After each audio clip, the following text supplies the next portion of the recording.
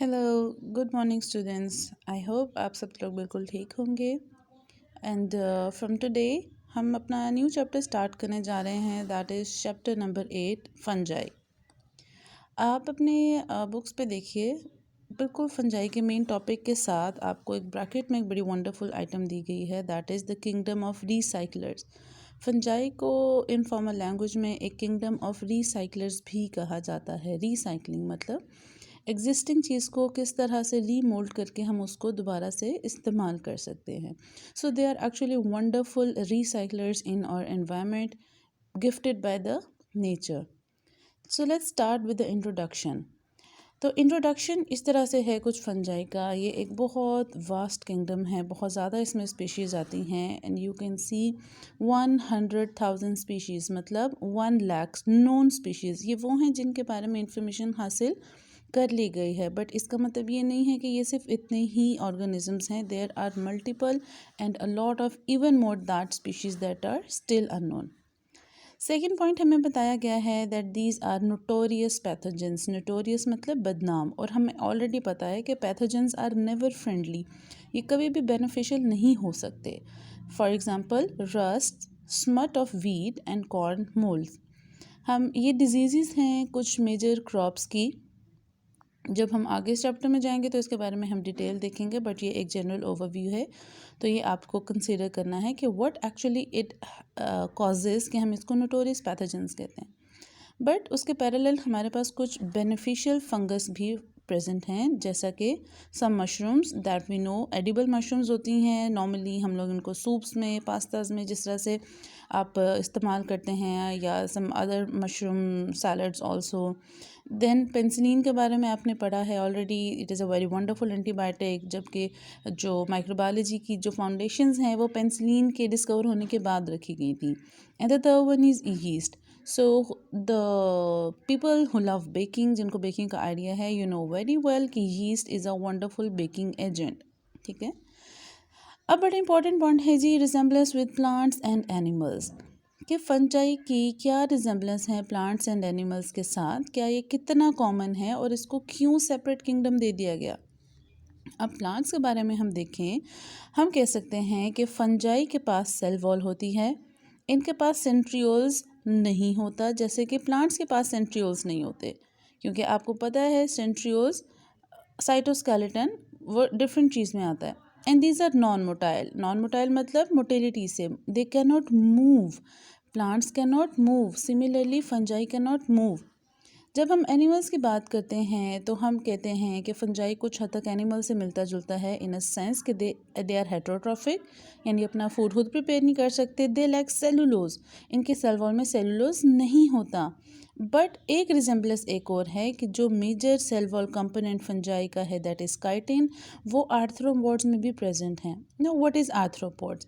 Arthropods class ऐसा एक phylum है किंगडम एनिमेलिया का, जिसमें इंसेक्ट्स आते हैं, दैट इज़ फाइलम आर्थ्रोपोडा। हम इंशाल्लाह इसको नेक्स्ट चैप्टर में बहुत डिटेल से पढ़ेंगे, but this is just an overall overview. अब ये सब स्टडीज़, ये सब कन्फ्लिक्ट्स किसने रिजॉल्व किए, किसके सामने आए? सो उसको हम कहते हैं माइकोलॉजिस्ट। तो माइकोलॉजिस्ट ऐसे साइंटिस्ट हैं जो सिर्फ फंजाई को स्टडी करते हैं, बिकॉज आप देख सकते हैं ये एक बहुत एक्सटेंसिव फील्ड है, इसमें बहुत ज़्यादा स्पीशीज़ हैं। सो mycology is actually the subject that teaches about fungi, और mycologist हैं जिसको स्टडी करते हैं। इन बेसिस पे फंजाई को ना प्लांट्स में रखा गया ना एनिमल्स में रखा गया। अब क्यों? हमारे पास कुछ डीएनए प्रूफ्स हैं जिसकी वजह से हम इन बातों को सपोर्ट कर सकते हैं, और एक बहुत इंपॉर्टेंट फैक्टर है, दैट इज़ न्यूक्लियर माइटोसिस। हम लोग देखते हैं फंजाई में न्यूक्लियर माइटोसिस होती है, रेगुलर माइटोसिस नहीं होती। What do you mean by nuclear mitosis? ये आपका एक शॉर्ट क्वेश्चन के लिए भी बहुत इंपॉर्टेंट हो सकता है। आप इसमें कहेंगे कि mitotic spindle forms inside the nucleus, cell के अंदर न्यूक्लियस है, जबकि रेगुलर माइटोसिस में न्यूक्लियर मेम्ब्रेन बस्ट होके बाहर क्रोमेटिन मटेरियल आता था और इस तरह एक सेल के एजिस पे जाता था क्रोमोसोम, जबकि यहाँ पे न्यूक्लियस के अंदर माइटोसिस होती है। एंड न्यूक्लियर मेम्ब्रेन कंस्ट्रिक्ट्स मीन दब जाना, वहाँ से कंप्रेस हो जाना। तो जैसे ही न्यूक्लियर मेम्ब्रेन कंप्रेस होगी, न्यूक्लियर माइटोसिस हो जाएगी। इन सब बेसिस पे, कंपैरेटिव स्टडीज़ पे हमने फंजाई को एक सेपरेट किंगडम असाइन कर दिया। Alright, so moving on the next point, अब हम बात करने जा रहे हैं द बॉडी ऑफ फंगस। हम लोग इसके बॉडी के बारे में थोड़ा सा देखना चाह रहे हैं कि क्या करेक्टरिस्टिक्स एक माइकोलॉजिस्ट देखता है कि उसको पता चल जाए ये स्पीशीज़ या ये लिविंग ऑर्गेनिज्म एक फंगस है। सबसे पहले हम देखेंगे the body form of fungus को हम माइसीलियम कहते हैं। यहाँ पे अगर आप लास्ट चैप्टर को थोड़ा मेमोराइज करें तो एलजी को हमने थैलस कहा था, थैलस बॉडी फॉर्म, जिसके अंदर true roots, stem, leaves, xylem और फ्लोएम नहीं होता, ट्रू प्लांट्स की तरह नहीं होता। बट एल्गी की मोस्टली बॉडी फॉर्म को थैलस कहते हैं और फंजाई की, फंगस की बॉडी फॉर्म को माइसीलियम कहते हैं। सेकेंड मोस्ट इम्पॉर्टेंट थिंग है जी हाइफी। अब कल कुछ स्टूडेंट्स का कन्फ्लिक्ट था about hyphae and its resemblance, तो यहाँ पे आप बॉडी फॉर्म देखिएगा स्टूडेंट्स। हाइफी को हम कहते हैं long cylinder branch thread like, धागेदार, बारीक सा, रेशेदार हाइफी, ठीक है।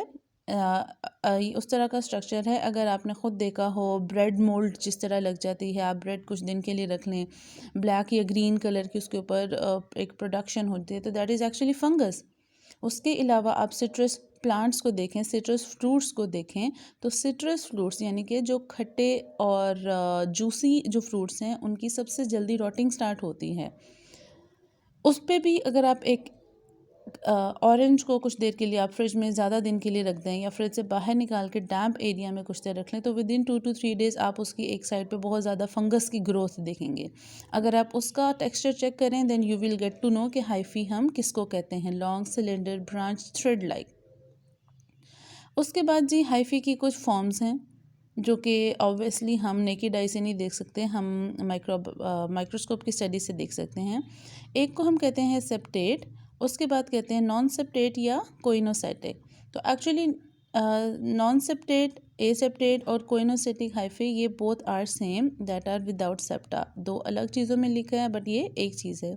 सेप्टेट होती है divided by cross wall, septate septa से निकला है, सेप्टा मीन्स सेगमेंट, एक बॉक्स।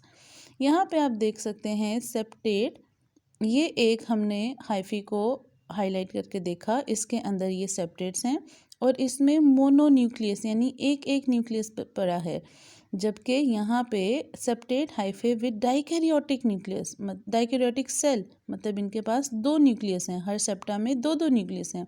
सो एक्चुअली सेप्टेट में दो वेरिएबिलिटी आती है, एक इस तरह से न्यूक्लियस की और इस तरह से, as compare to the coenocytic जिसमें विदाउट सेप्टा। यहाँ पे आप देख सकते हैं कोई क्रॉस वॉल नहीं है, सब न्यूक्लियस ऐसे ही सिंपल अरेंज्ड हैं, दे कैन ईजिली मूव।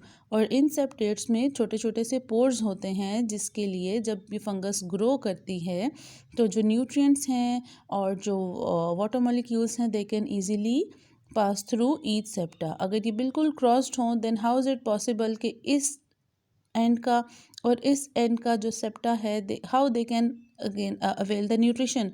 सो इसके लिए छोटी छोटी सी इसमें विंडोज़ हैं जिनको हम सेप्टेट पोर्स कहते हैं। उसके बाद जी हमें बताया गया है कि extensive spreading system provide more area of absorption. जैसे कि आप जानते हैं हमने सबसे पहले पढ़ा, they are known as the kingdom of recyclers. तो डिकेइंग मैटर, इनका मोड ऑफ न्यूट्रिशन ये हेट्रोट्रॉफिक हैं, तो ये डिकेइंग मैटर के ऊपर फीड करते हैं और उनका मोड है एब्जॉर्प्शन का। और एब्जॉर्प्शन वो तभी ज़्यादा करेंगे जब ज़्यादा मटीरियल के ऊपर स्प्रेड हो जाएंगे। सो हाइफे में पैक टुगेदर, मतलब कुछ हाइफे इकट्ठे जुड़ के शक्ल बना सकते हैं मशरूम्स की, puff balls and morels. Yeast के बारे में जैसा हमने स्टार्ट में भी देखा, इसके लिए एक एक्सेप्शन है that it is non hyphal. इसके यहाँ जैसा हाइफे धागेदार रेशे जिस तरह इसकी एक प्रेजेंटेशन है ये उस तरह से नहीं होता, यीस्ट आर नॉन हाइफल। आप इसको देख सकते हैं मार्केट में बड़ा इजीली किसी भी ग्रॉसरी शॉप पे या बेकरी स्टोर्स पे यीस्ट पैकेट्स मिलते हैं, बड़ा चीप पैकेट होता है, तो आप उसको खोल के एक बार देख सकते हैं, आप एक्चुअली एक फंगस को देख रहे हैं, दैट इज़ नॉन हाइफल।